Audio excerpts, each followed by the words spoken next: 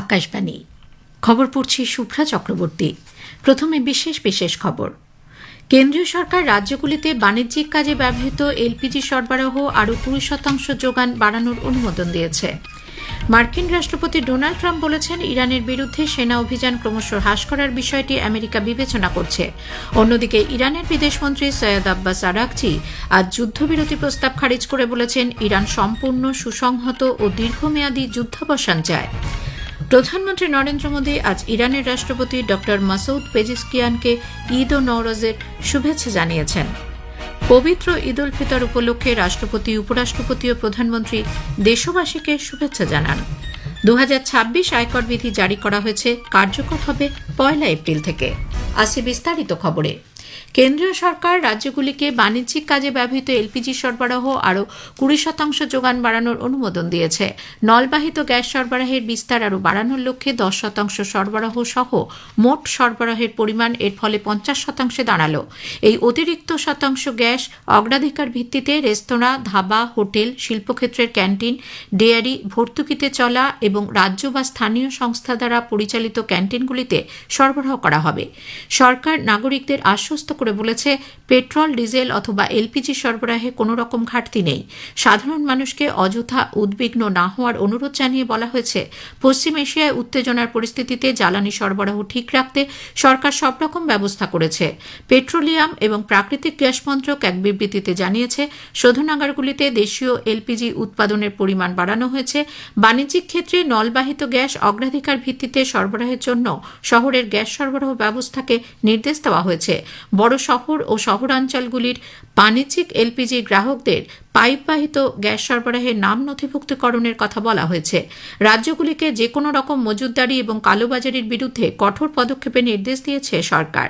এ ধরনের কালোবাজারি ও মজুতদারি রুখতে সব রাজ্য এবং কেন্দ্রশাসিত অঞ্চলগুলিতে নিরন্তর তল্লাশি চালানোর কথাও বলা হয়েছে। অন্যদিকে বন্দর, জাহাজ ও জলপথ মন্ত্রক জানিয়েছেন, তারা জাহাজ চলাচল, বন্দরগুলির কাজ এবং ভারতীয় নাগরিকদের নিরাপত্তার দিকে সর্বক্ষণ নজর রাখছে। গত 24 ঘণ্টায় ভারতের পতাকাবাহিত কোনো জাহাজে ওই অঞ্চলে কোনো রকম দুর্ঘটনার খবর মেলেনি। মন্ত্রকের পক্ষ থেকে আরও জানানো হয়েছে, পশ্চিম পারস্য উপসাগরীয় অঞ্চলে এখনও 22টি ভারতীয় পতাকাবাহিত জাহাজে 611 জন নাবিক রয়েছেন। জাহাজ চলাচল মন্ত্রকের ডিজি সমগ্র পরিস্থিতির উপর নজর রাখছেন। 500 জনেরও বেশি ভারতীয় নাবিক ইতোমধ্যেই দেশে ফিরে এসেছেন। এমটি সেফসি বিষ্ণু 15 জন ক্রু সদস্য সহ ইরাক থেকে নিরাপদে দেশে ফিরে এসেছে বলেও মন্ত্রক জানিয়েছে। বিদেশ মন্ত্রক আরও জানিয়েছে, পশ্চিম এশিয়ায় বসবাসকারী ভারতীয় নাগরিকদের নিরাপত্তার বিষয়ে সরকার নজর রাখছে। ফেব্রুয়ারির শেষ থেকে এ পর্যন্ত প্রায় 3,30,000 মানুষকে ওই এলাকা থেকে ভারতে ফিরিয়ে আনা হয়েছে। বিভিন্ন ধরনের বিধিনিষেধের পরেও বিভিন্ন দেশ থেকে বিমানে করে ভারতীয়দের ফিরিয়ে নিয়ে আসা হচ্ছে এবং যখন যেরকম প্রয়োজন যাতায়াতের বন্দোবস্ত করা হচ্ছে সরকারের তরফে। মার্কিন রাষ্ট্রপতি ডোনাল্ড ট্রাম্প বলেছেন, ইরানের বিরুদ্ধে সেনা অভিযান ক্রমশ হ্রাস করার বিষয়টি আমেরিকা বিবেচনা করছে। ইরান ও ইসরায়েলের মধ্যে আক্রমণ প্রতি আক্রমণ বৃদ্ধি এবং ইরানের সংবাদ সংস্থাগুলি নাতানজে পরমাণু কেন্দ্রের ওপর হামলার খবর প্রকাশ্যে আনার পরেই মার্কিন রাষ্ট্রপতি কথা জানান। সোশ্যাল মিডিয়া পোস্টে ট্রাম্প বলেছেন, একটি বৈঠকে তারা লক্ষ্যগুলি বিবেচনা করে দেখছে এবং হরমুজ প্রণালী দিয়ে যাতায়াতের নিরাপত্তার দিকটি অন্য দেশগুলিরও দেখা উচিত বলে জানান তিনি। এই সরবরাহ ব্যবস্থা ব্যাহত হলে সারা বিশ্বেই জ্বালানি ক্ষেত্রে বিপুল সমস্যা দেখা দেবে। যুদ্ধের 4র্থ সপ্তাহে মার্কিন যুক্তরাষ্ট্র প্রশাসন মিশ্র প্রতিক্রিয়া জানিয়েছে, মিত্র দেশগুলি এই ক্ষেত্রে সঠিকভাবে সাড়া দিচ্ছে না। ওই অঞ্চলে অতিরিক্ত মার্কিন সেনা পাঠানো হলেও ট্রাম্প জানিয়েছেন, তারা সেনা কার্যকলাপ ক্রমশ কমাতে চাইছে। এদিকে ইরানের বিদেশমন্ত্রী সৈয়দ আব্বাস আরাগচি আজ যুদ্ধবিরতি প্রস্তাব খারিজ করে বলেছেন, ইরান সম্পূর্ণ সুসংহত ও দীর্ঘমেয়াদী যুদ্ধাবসান চায়। এক সংবাদ সংস্থার সঙ্গে টেলিফোনে সাক্ষাৎকারে আরাগচি আমেরিকা ও ইসরায়েলের এই আক্রমণকে বেআইনি, সম্পূর্ণ প্ররোচনাবিহীন আগ্রাসন হিসেবে বর্ণনা করেছেন। একই সঙ্গে তিনি এই বিষয়ে আন্তর্জাতিক সংস্থাকে পদক্ষেপ গ্রহণের আর্জি জানিয়েছেন। যে কোনো ধরনের সমাধানের ক্ষেত্রেই ভবিষ্যতে আক্রমণ না করার গ্যারান্টি এবং ক্ষতিপূরণের কথা তিনি বলেছেন। ইরানের বিদেশমন্ত্রী আরও বলেন, কূটনৈতিক আলোচনা চলার মধ্যেই এ বিষয়ে আমেরিকাকে একটি প্রকৃত বোঝাপড়ায় আসার প্রস্তুতি নিতে হবে। জাপানের জাহাজগুলিকে হরমুজ প্রণালী দিয়ে যেতে দিতে তেহরান রাজি বলেও জানান তিনি। অন্যদিকে তিনি আমেরিকার ব্রিটিশ বেস ব্যবহার করতে দেওয়ার জন্য ব্রিটেনের প্রধানমন্ত্রী কিয়ের স্টারমারের সমালোচনা করে এই সংঘাতে ব্রিটেনের আরও জড়িয়ে পড়ার বিষয়ে সাবধান করেছেন। এদিকে ব্রিটেনের স্বরাষ্ট্র সচিব ইয়েভেট্টি কুপার ইরানকে ব্রিটিশ বেসগুলি সহ আশপাশের অঞ্চলে আক্রমণের লক্ষ্য করার বিষয়ে সাবধান করে দিয়ে বলেছেন এর ফলে সংঘাত আরও বাড়তে পারে। অন্যদিকে দক্ষিণ কোরিয়া হরমুজ প্রণালী দিয়ে নিরাপদ চলাচল নিশ্চিত করার প্রচেষ্টায় অংশ নিতে সম্মত হয়েছে। বিশ্বের মোট তেল ও গ্যাস সরবরাহের 20% এই প্রণালীর উপর নির্ভরশীল। সে দেশের বিদেশ মন্ত্রক জানিয়েছে উপসাগরীয় অঞ্চলে ইরানের হামলা এবং হরমুজ প্রণালীর কার্যত বন্ধ হয়ে যাওয়ার ঘটনার নিন্দা করে ইউরোপীয় দেশগুলি ও জাপান সহ মোট 7টি দেশের জারি করা যৌথ বিবৃতিতে তারা সামিল হবে। বিদেশ মন্ত্রকের ফ্যাক্ট চেক ইউনিট মার্কিন যুক্তরাষ্ট্র পশ্চিম ভারত থেকে ইরানে বোমা হামলার উদ্দেশ্যে ভারতের কাছে সামরিক সরঞ্জাম ব্যবহারের সহায়তা চেয়েছে বলে যে গুজব ছড়িয়েছে তা খারিজ করে দিয়েছে। বিদেশ মন্ত্রক পক্ষ থেকে সাধারণ মানুষকে এ ধরনের ভুয়ো খবর ও সমাজ মাধ্যমের পোস্ট থেকে সতর্ক থাকতে অনুরোধ করেছে। প্রতিরক্ষামন্ত্রী রাজনাথ সিং বলেছেন বিভিন্ন অঞ্চলের মধ্যে চলা সংঘাতের প্রেক্ষিতে সমস্ত বিশ্ব এখন এক বড় সমস্যার মধ্যে দিয়ে যাচ্ছে। পশ্চিম এশিয়ায় হয়ে চলা লাগাতার আক্রমণের ঘটনাগুলি শুধুমাত্র ভারত নয়, সারা বিশ্বের জন্যই চিন্তার বিষয়। পশ্চিম এশিয়ার বর্তমান পরিস্থিতিতে সম্ভাব্য জ্বালানি ও খাদ্যের সমস্যা তৈরির বিষয়ে তিনি বলেন, প্রধানমন্ত্রীর নেতৃত্বে এই সমস্যার মধ্যেও ভারত এখনও অনেকটাই সুরক্ষিত রয়েছে। উত্তরাখণ্ড সরকারের 4 বছর পূর্তি উপলক্ষে হালদোয়ানিতে এক অনুষ্ঠানে আজ তিনি ভাষণ দিচ্ছিলেন। এদিকে মধ্যপ্রাচ্যে ক্রমবর্ধমান ভূরাজনৈতিক উত্তেজনার কারণে বিশ্ববাজারে অপরিশোধিত তেলের দাম টানা 5ম সপ্তাহে ঊর্ধ্বমুখী। শেষ পাওয়া খবরে ব্রেন্ট অপরিশোধিত তেলের দাম 2.8% বৃদ্ধি পেয়ে ব্যারেল প্রতি $106.77 পৌঁছেছে। অন্যদিকে ওয়েস্ট টেক্সাস ইন্টারমিডিয়েট অপরিশোধিত তেলের দাম 2.2% বেড়ে ব্যারেল প্রতি $98.32 লেনদেন হচ্ছে।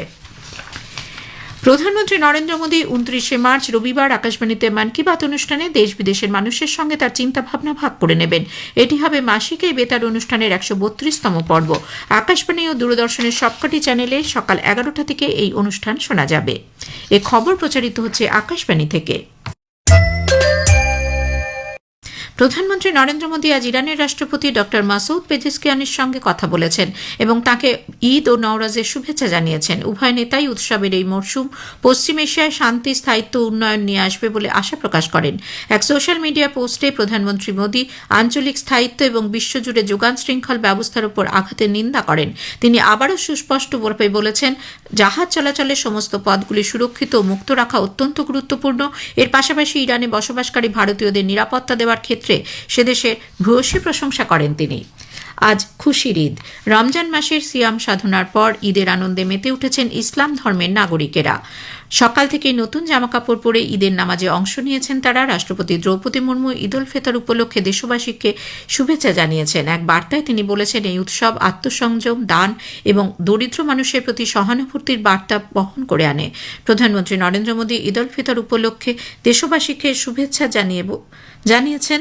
এক সমাজ মাধ্যমের বার্তায় তিনি উৎসবে সকলের মধ্যে সৌভ্রাতৃত্বের বন্ধন আরও দৃঢ় থাকবে বলে আশা প্রকাশ করে সকলের সুস্বাস্থ্য ও সমৃদ্ধির প্রার্থনা করেছেন।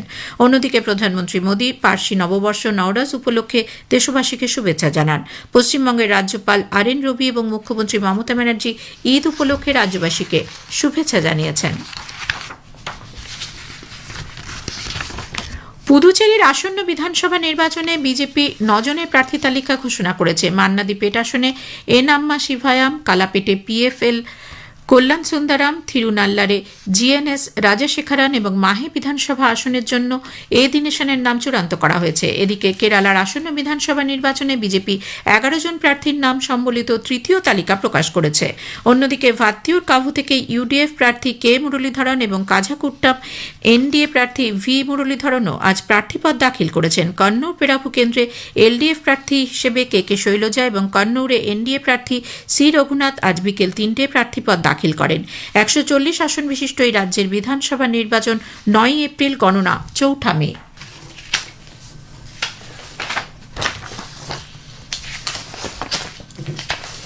সরকার 2026 আয়কর বিধি জারি করেছে। আগামী মাসের 1 তারিখ থেকে তা কার্যকর হবে। নতুন এই বিধির লক্ষ্য হল কঠোরতর তথ্য প্রকাশের মাধ্যমে কর আনুগত্য বৃদ্ধির পাশাপাশি নিয়ম নীতির সংখ্যা কমিয়ে কর প্রক্রিয়াকে আরও সহজ করা। শেষ করার আগে খবরের বিশেষ বিশেষ অংশ আরও একবার। কেন্দ্রীয় সরকার রাজ্যগুলিতে বাণিজ্যিক কাজে ব্যবহৃত এলপিজি সরবরাহ আরও 20% যোগান বাড়ানোর অনুমোদন দিয়েছে। মার্কিন রাষ্ট্রপতি ডোনাল্ড ট্রাম্প বলেছেন, ইরানের বিরুদ্ধে সেনা অভিযান ক্রমশ হ্রাস করার বিষয়টি আমেরিকা বিবেচনা করছে। খবর পড়া এখনকার মতো শেষ হলো। এরপর স্থানীয় সংবাদ 7:50 মিনিটে।